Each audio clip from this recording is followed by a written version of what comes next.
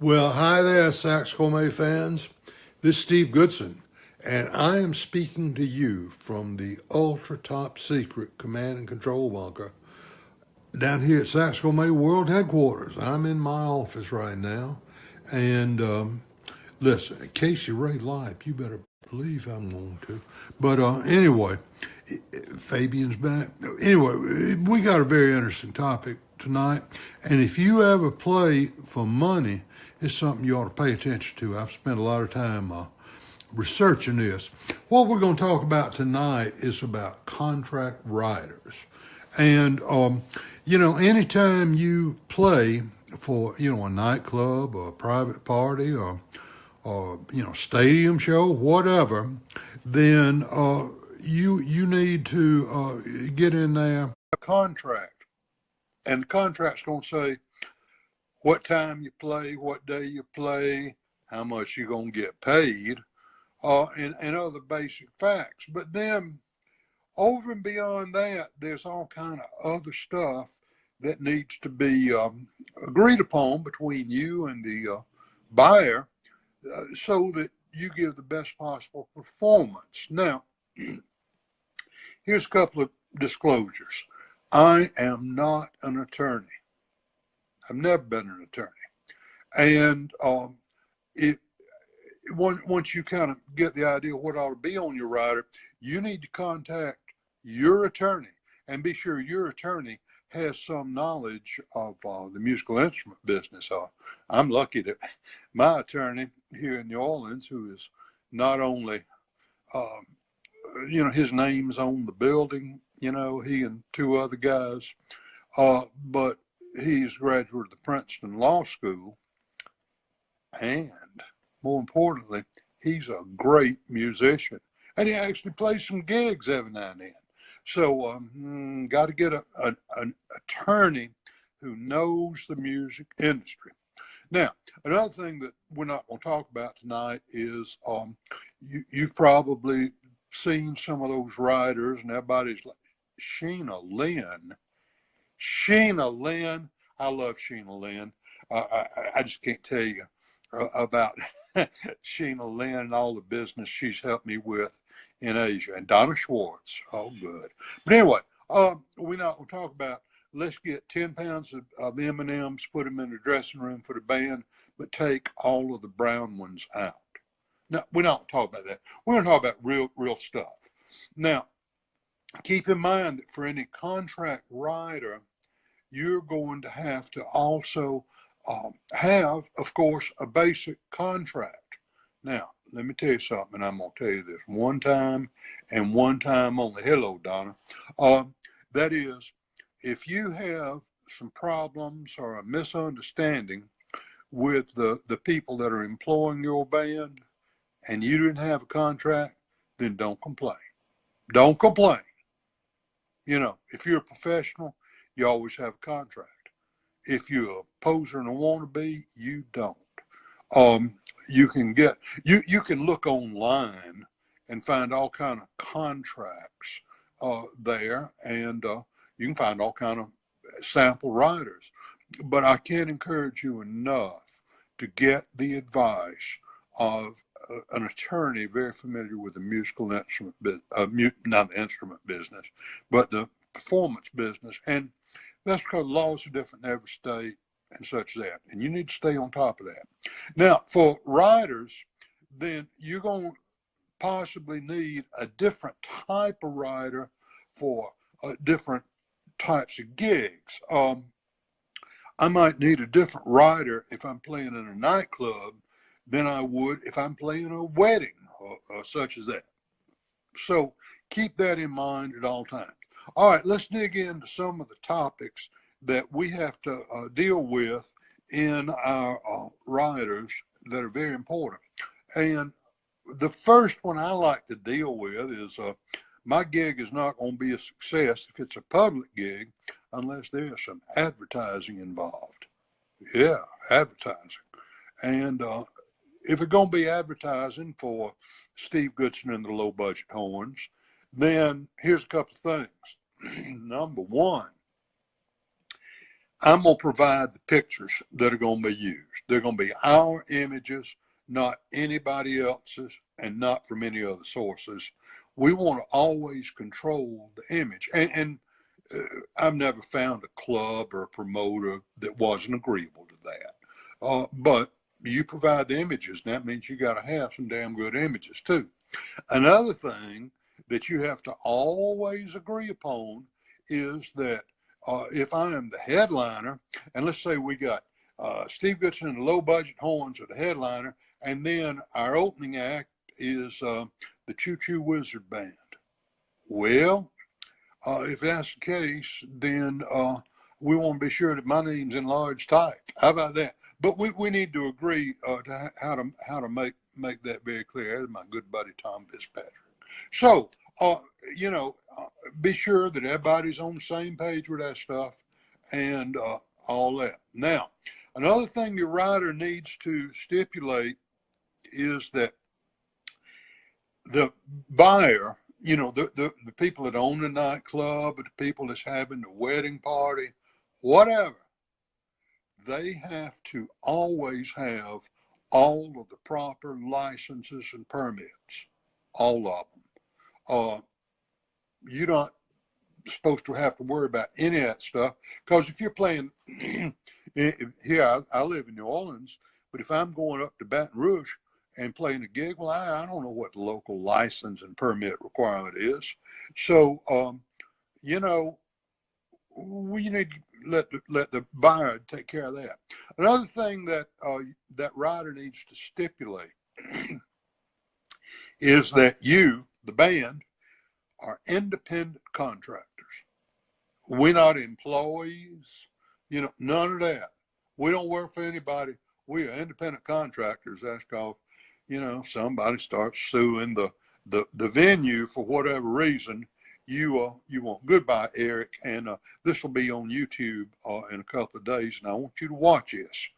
Give my love to your lovely wife and to your son, Church, and to your beautiful daughter, Mazzy. Eric is a family member of mine. He's a big rock star. I'm very proud of Eric. All right, now, let's get on to kind of some logistical things.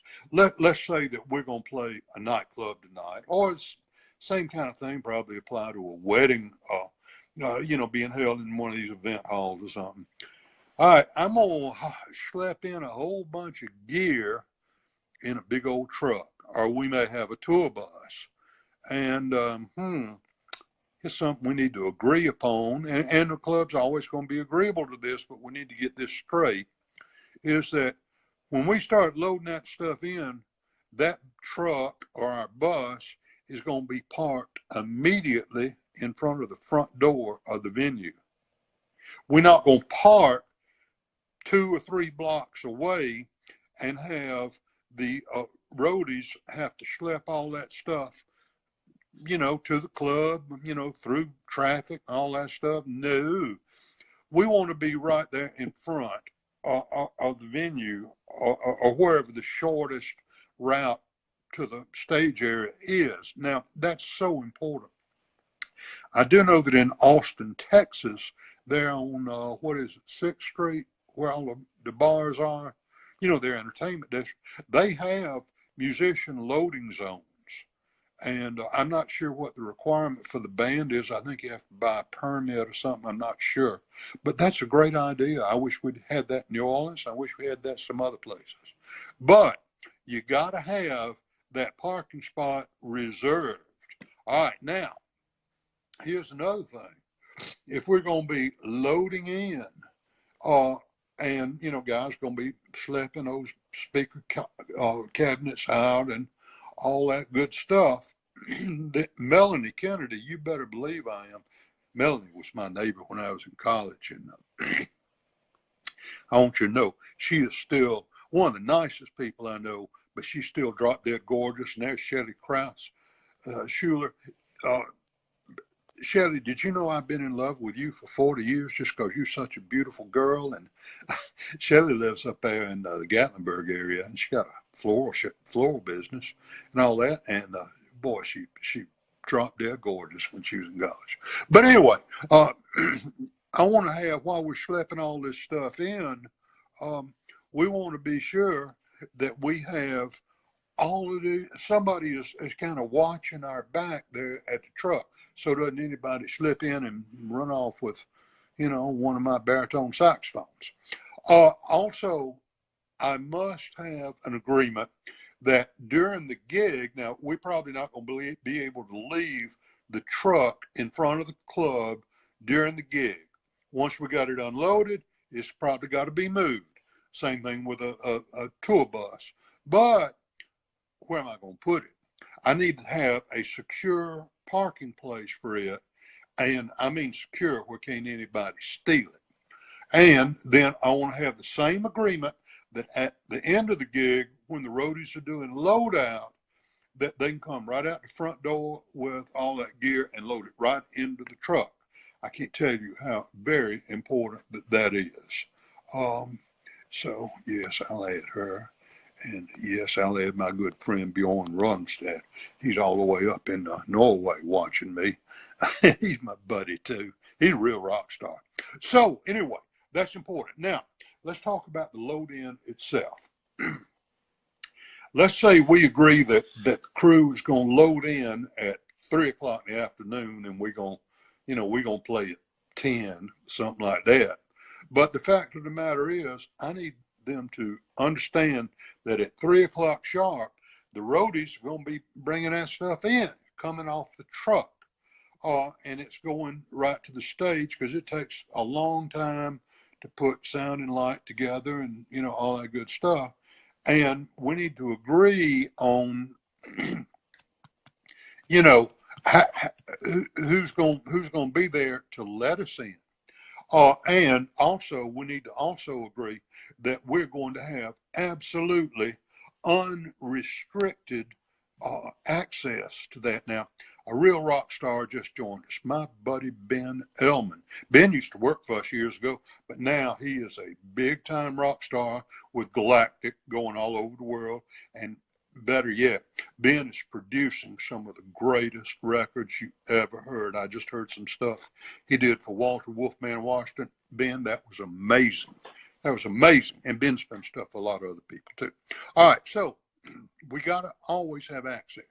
Now, during this load-in time, we need to agree that only the band members and the crew are going to be allowed on the stage or on the mixing booth, okay? Nobody else, because they got a job to do, and I don't want anybody walking off with my soprano sax. So anyway, that's a hard and fast rule that it's up to the venue to enforce. Now, when I say the mixing booth, back there where the board is, and really nobody gets back there either. The venue is probably going to have, they're going to be setting up too. They're going to be setting up the tables, whatever. But, the fact of the matter is nobody gets on the stage. Okay. Now, once we got everything, the crew's got everything unpacked and the drums are set up and all that good stuff. What in the world are we going to do with all those cases? Well, they shouldn't have to schlep them back onto the truck. Okay. There's probably someplace in the venue that is secure that they can store those cases. That's very important.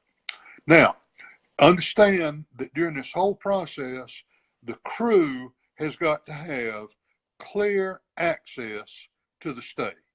In other words, they don't have to, snake around, just other stuff that's in the middle of the floor and all that.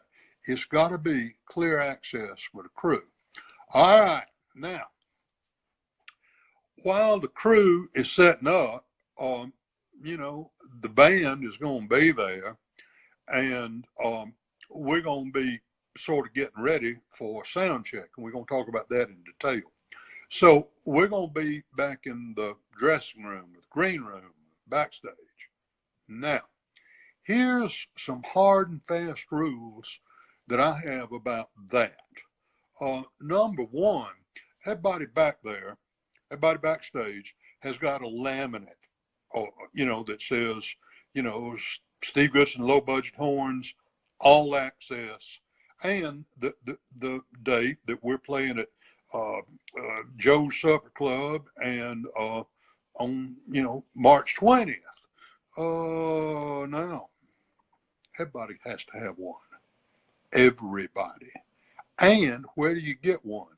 You only get one from the band, from the crew, from any of our people, if the manager's traveling with us, such as that. But the venue can't give them out. Nobody else can give them out. If you want Backstage, you're going to get it from me, because we don't want a bunch of people back there in the way.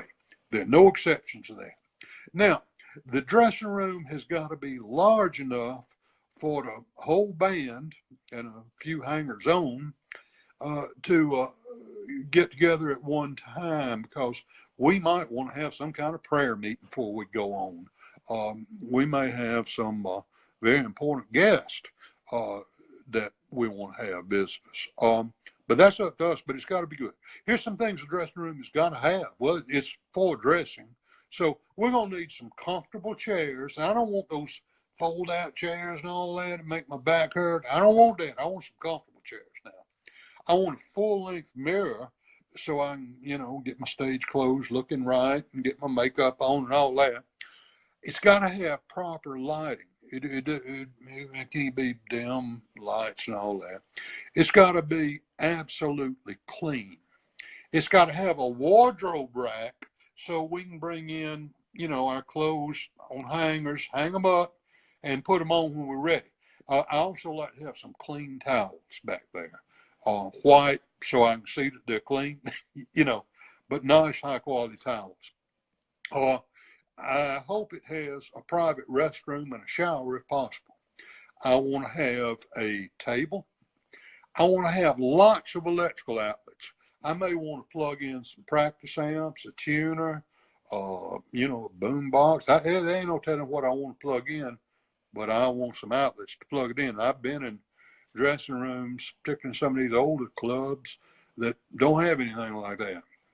I want to have access to secure Wi-Fi.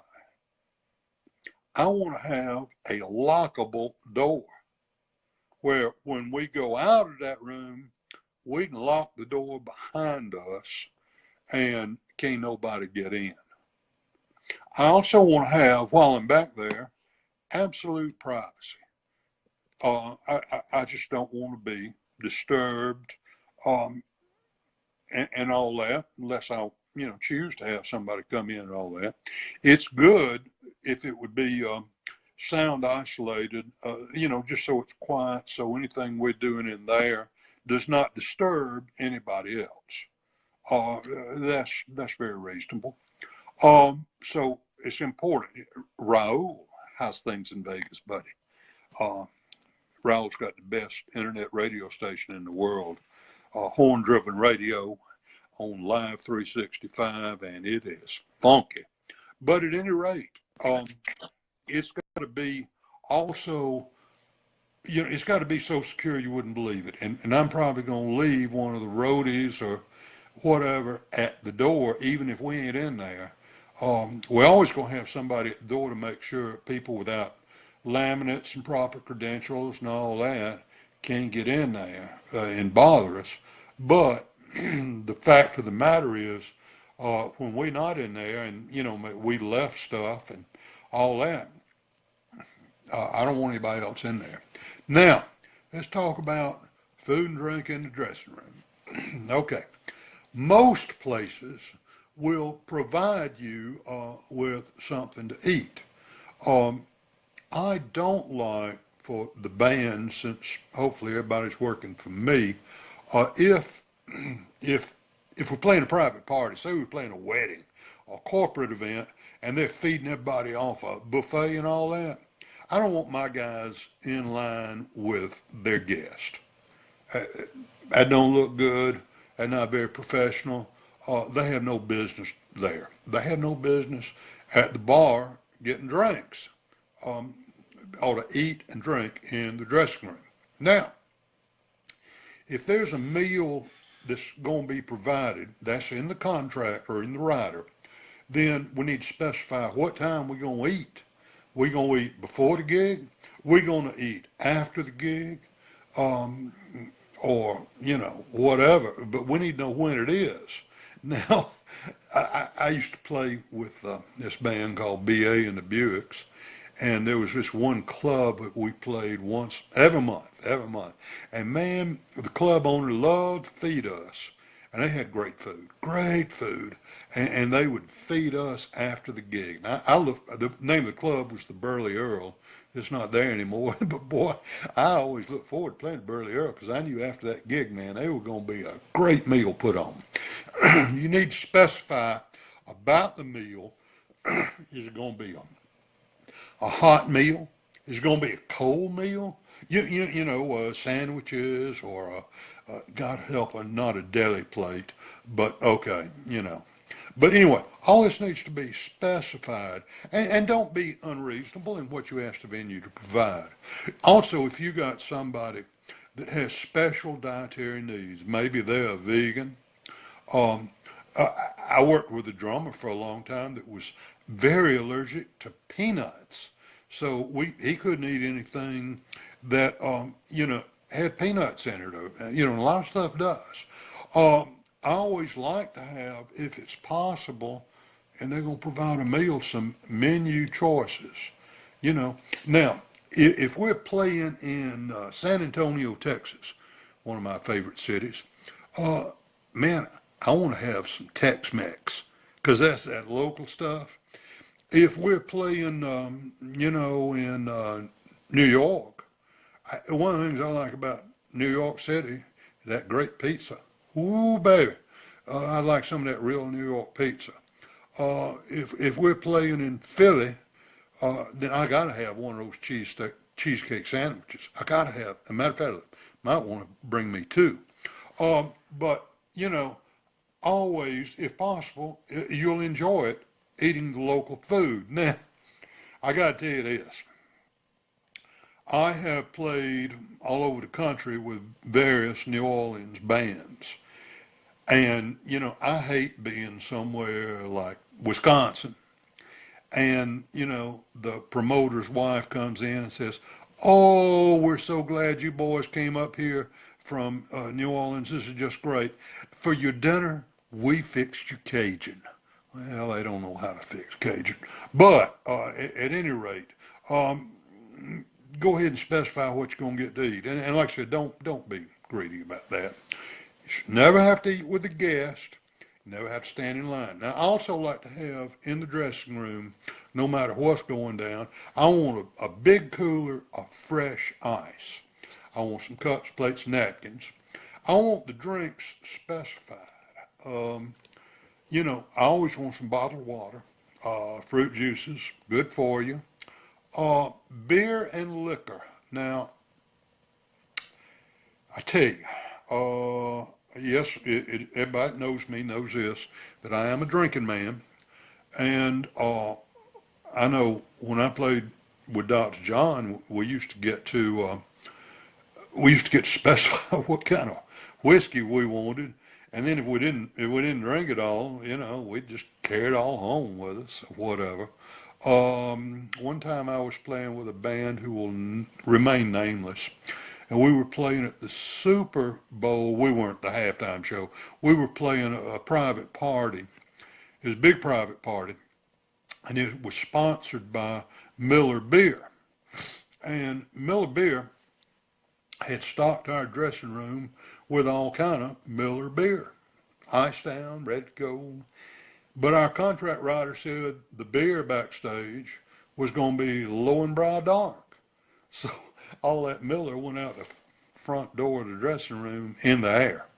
And we threatened not to, well, I'm not a beer drinker, but some of them were threatening not to play till we got our low and brow dark. Okay.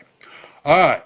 So, whatever the leader says, I don't particularly like the guys working for me to drink excessively before the gig. I don't like it. And like I said, I'm a drinking man myself. But after the gig, you can drink all the whiskey you want. but please don't, do it. You won't give your best show, no matter what they say. And if you're working for me, backstage and all that, there ain't no drugs allowed. None. Zero. Nana. That's the rule. Now, right now, before we get on to some of the technical aspects of our rider, I want to invite everybody to share this video with all your friends and family. And also, it's okay to give us some likes. It makes me feel, like I'm worthwhile. So anyway, go ahead, feel free to share it, and feel free to like it. All right, let's get to the technical stuff. If I'm going to give a good performance, the venue needs to know exactly what my stage requirements are. We need to send them a really good stage plot that shows where everything goes, everything, leaving nothing to chance. We need to also specify the stage dimensions and the height. Now, I'm going to tell you something. I don't like to play right on top or right on the floor. And I was talking, and I'm going to call his name because he's my good friend, John Lauder, who wrote the book Rock and Roll Saxophone, and which is a great book. All my students have to study it. But John was telling me the story. He was playing a private party. He got a high-end party band, and that this gal was drunk, and she fell over, and she fell right into his expensive tenor saxophone and his expensive baritone saxophone. And, he's like, what the hell's going on? Because they were then unplayable and all that, which was a problem. But if the stage had been up at least 3 feet higher than the audience, you wouldn't have that problem. So I always make that stipulation. Now, if the venue, and this happens in nightclubs a lot, is going to provide the back line, make sure that everybody's on the same page about what's going to be back there. If your guitar picker wants a double Marshall stack, make sure that's what he gets. If your bass player likes a big old Ampeg rig, make sure that's what he gets. Most of the drummers that I know travel with their own setup because there's such a huge variation of what drummers want and like. But something that the drummers also always want to stipulate, we got to set our kit up, before we even sound check. So it's going to get set up in the afternoon. But if there's a warm-up band, that warm-up band doesn't play our drums. You hear me? They bring their own drums and set them up, like in front of ours or something like that. But they don't play our drums. They don't use anything else as ours either. Okay? Unless we bring in sound and light and we have something worked out with them. Now, something else that's important, and I guarantee you any of you that have ever played for a living have had this problem at one time or another, is the venue needs to understand fully what your electrical requirements are. How many outlets do there have to be on stage? What are the electrical specs of each outlet? Are you going to run a line to the electrical service entrance for the building and then draw directly off that? What's going to go on. So be sure that you have all that written down, everybody understands it, because there's nothing worse than getting there to the gig and suddenly finding out you got to have a bunch of electrical strips and extension cords and crap like that. It shouldn't be that way. It doesn't have to be that way. If there's going to be a stage plot and specifications provided in advance. Now, another thing, if you're providing your own sound system to a mixing console at some other spot in the venue, you got to run the snake back there to that. And we need to agree ahead of time what the route of the snake's going to be. And every place I've ever played, it's been different. So let's be communicating with the venue and just find out what it is. So when we're running that thing, sometimes they even have you run them over where the people are. If they're going to be on the floor, it's best if you can run them against the wall before you get it back to the console. All of this is very important, and if you agree ahead of time, you know. All right, now, I always like to travel with my own lighting system because good lighting makes good performance. And if you're not going to use your lighting and your lighting technician, then you need to be real clear with the venue as to what your lighting requirements are. Real clear. So, you know, just say no more. They know. Okay. Now, here's another thing. I always want to be clearly understood about the fact that Stevie ain't going to get out there and play in unsafe conditions. And so you need to have a stipulation in that rider that if you're playing outside, for example, it's going to be a covered stage. So should a rain come up, you know, you won't get wet, because I'm not going to play on a wet stage. I am not, because I don't want to get electrocuted. But anyway, and no other unsafe conditions. That's very important. Okay, now, before we get on to talking about using a house PA and such as that, then let's be sure, Chris Abney, how you doing, buddy? It's good to have you with us. I used to work with Chris 45 years ago at Herbert Music in Auburn, Alabama. But anyway, I want to tell you that it is so important to get all this stuff agreed upon in advance, and don't be hesitant to bring all this to the venue's attention. Number one, they've heard it all before. Number two, you know, explain it to them that this is so we can give you the best possible performance. And really, you're going to find very few people that are disagreeable about this. Very few.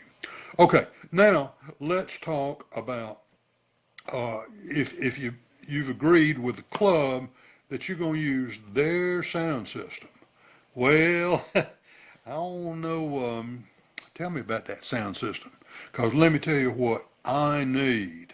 I need this many monitors. Here are the exact specifications of the microphones I'm going to need and where they're going to be. And here's an important question. Who's going to run this thing? Your engineer or mine? Because we travel with a sound engineer who knows our show and knows Billy. There's a rock star. We sure are going to bring Billy. Billy also is a big rock star here in New Orleans and my friend, and I'm honored that he's joining us right now.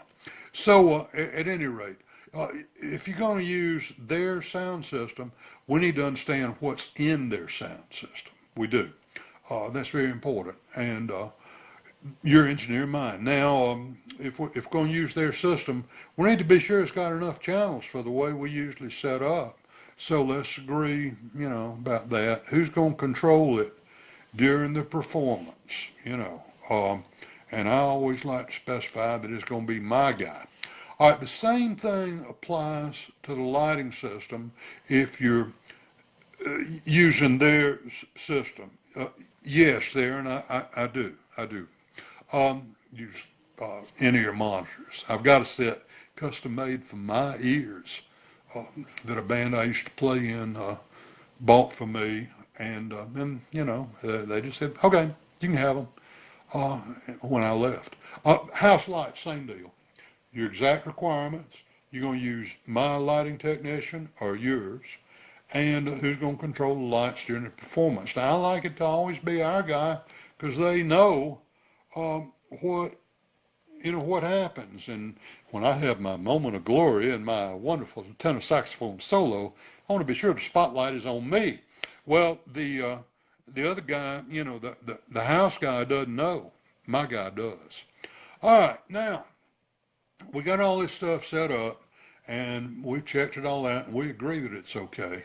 Let's talk about what's going to go on at the sound check or immediately before. Now, here's something that happens, and the venue knows it's going to happen, but they need to be accommodating to you.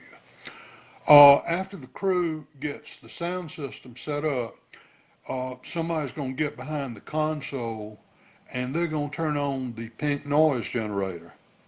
Yeah. And if there is anybody in there, they're going to leave because it's a terrible noise. It's pink noise and it's loud. And that's how you set the equalization, of course, of the sound system to your, to that room and all that. Set the EQ so you don't have any feedback and all that. It's very important, but that needs to be agreed upon. And tell them we're going to do that now. We're going to generate some pink noise. Now, when I do sound check, now sound check is not a rehearsal, okay? Sound check is just that, to make sure everything's working, to make sure everybody's okay with their level of their monitor and what mix is in the monitor and all that good stuff. And so I don't want anybody messing with me when I'm doing that. So I want an empty room. I don't want any visitors except the staff of the venue, and they're always going to be there, because they got stuff they got to do to get ready for the event or the show that night. But other than that, I don't want anybody in there, and because I don't want anybody videoing it, for one thing, because it's not a rehearsal, and we're not going to be dressed in our stage clothes, and ain't nobody going to be wearing makeup, all that stuff. So anyway, here's another critical thing that I've run into a couple times and made me mad. If we're going to use a house PA and we're going to do sound check, I want this house sound man there at our sound check, because we may have some questions about the board that they have or whatever, and if he's going to be running the board during the show, then I need him to understand what we're going to do. Same thing with the light man. That's so important. So we got to check not only the sound system, but also the lighting and any pyro. If you're using pyro, not many people do now.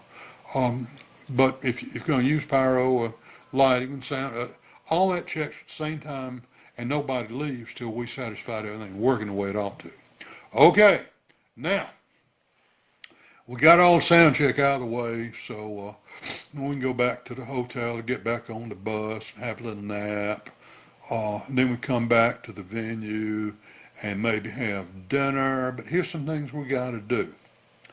We've always got to, on anything except a private event, because you can't do this at private events, you certainly can't if you work for me, is we have to establish a guest list. Every time I play in Panama City, Florida, I have to let my good buddy Captain Don Whitecotton know that we're going to be there, and then Captain Don, his wife, come over and all that, and we have them on the guest list, okay? Because I want them to be my guests, they're my friends. And you always got to leave the laminates for your guest at the will call window, and the will call window is going to require an ID to pick up your laminate, and that way I also know that who is, said they would come to the show, and I went to the trouble to provide backstage passes for them and all that good stuff, and they didn't show up, and that makes me mad. Now, once again, nobody is backstage except the band and the band guests and band crew, and there are absolutely no exceptions. The promoter cannot bring his girlfriend back there. Well, unless you're good looking, but really, promoter can't bring guests back there. We ain't gonna do it. Now, here's another thing that I like to get real clear right up front, is that we're gonna be allowed a dozen guest passes or whatever, some number. It's gonna be agreed upon, and we're gonna abide by that.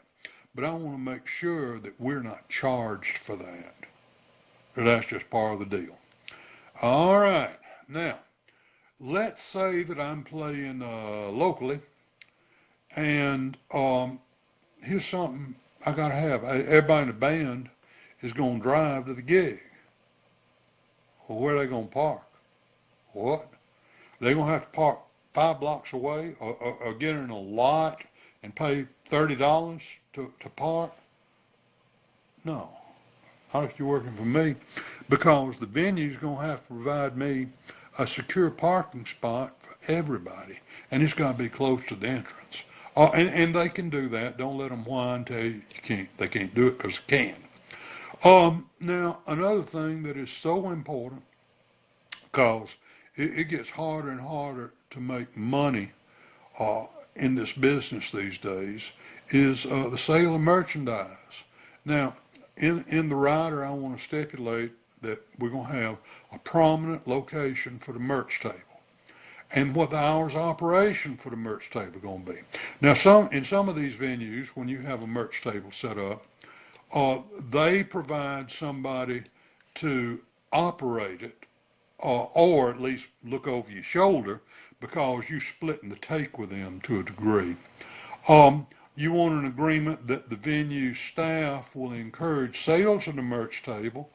So, as the waitresses and waiters come around to the tables and, selling whiskey and all that, and they say, I like to have all them wearing one of my T-shirts. And nothing looks better than a good-looking waitress in a Steve Goodson and the low-budget horns T-shirt. But anyway, they can help you sell a lot of merch. It's very important. And also you need an agreement that if any counterfeit or bootleg merchandise shows up, that the venue will immediately confiscate it and then turn them over to our road crew, and they'll deal with them. They'll never sell merch at one of our shows again. Okay, another thing that often happens is you come into town and the club or whatever promoter will want to schedule some media appearances and interviews, on the radio, all that. Well, that's fine. Always be happy to do those, but be damn sure everybody has agreed upon the time, so you don't have something else scheduled and it doesn't interfere with Soundcheck and all that good stuff. Another thing that I think I mentioned this earlier, but I mention it again because it's important, that at your performance, no matter where it is or who it's for, under no circumstances is any audio or video recording prohibited. David, I'm gonna deal with that just a minute. So we want to be sure also that the venue has proper insurance. They got to have liability insurance. And if that place John Lauder was playing where his horns got trashed by a guest had proper insurance, John would have been covered. They didn't, so he had to pay out of his own pocket. If they got insurance, they have certificates. I want to see them. Did you hear me? I want to see them. Matter of fact, when you return the contract to me by mail or FedEx, however you send it back, some Xeroxes of those insurance certificates ought to be in there. Now, something that was brought up, oh yeah, David, we do have good T-shirt models, and I tell you who that model is that you've seen. That's my wife. But thank you. I tell you, you said that because you know about the rules, and those girls that are getting those shirts have got to abide by the Rock and Roll Textile Protection Act. So anyway, all right. David asked about what about playing an additional set? Okay, I can be persuaded, and maybe we need to agree on what that fee is. Let's say, for the purposes of discussion, that I'm getting paid $1,000 to play 2 sets, and okay, and the club owner comes to me and says, "Steve, these people are loving it, and they're buying whiskey. What do you charge me to play another set?" Well, this ought to be pre-agreed upon. And so, I usually want 150% of what I would have gotten for one set. Just do the math. That's what I would charge for that. Okay. That, like I said, they got to have insurance. By the way, y'all can like this, and you still got time to share it. Is the venue is responsible for providing adequate security. I want to have somebody in the front of the stage. I want to have people in the back of the stage, both front and back. And the venue also agrees, because they got insurance, to be liable for the theft or any damage to our equipment, any of it. Okay, that's important, and don't let them, get away without that. Also, another important thing, and this comes up a lot of places you're going to play, is who's going to control the recorded music that's played before you go on? I like to provide my own. And we can just give them a disc that's got what we want played on it, and they can plug it in the sound system.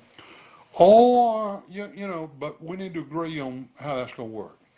All right, one more thing, and we're going to be done.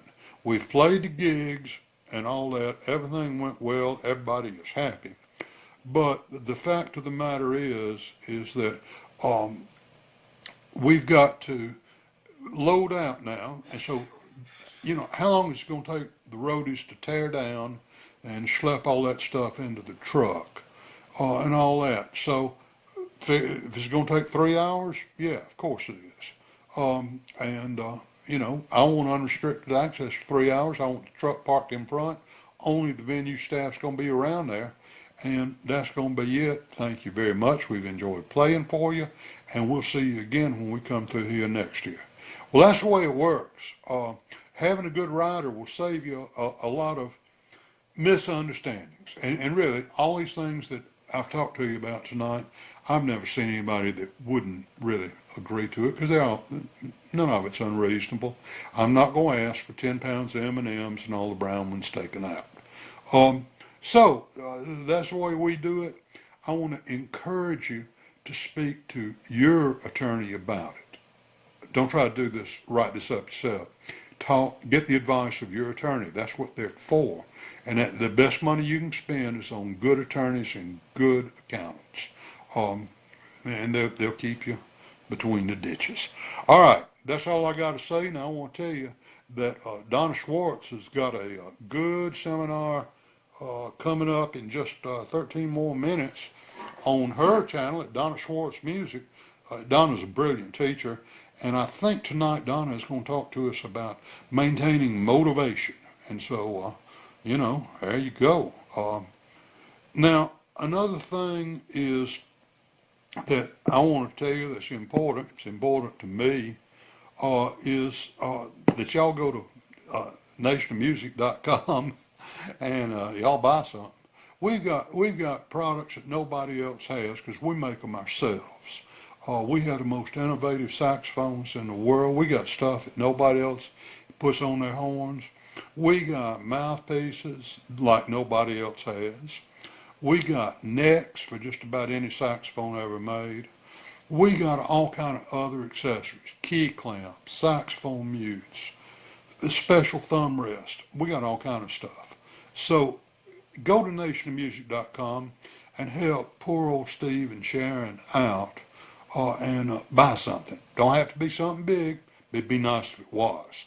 Because all of this stuff that we do, all this information we give away and all that, it's all free to watch, but it's truly not free for me to make. So help us out. Go over there, and I thank you very, very much for watching. These have been real successful for us. Lots of people see these, and we'll have this up on YouTube in a couple of days. So until we meet again, my friends, this is Steve Goodson down at the Sax Gourmet World Headquarters. I'm in the Command and Control Bunker. We're located in Sector R. So everybody remember, practice long tones every day, and remember, keep your reed wet. Goodbye for now.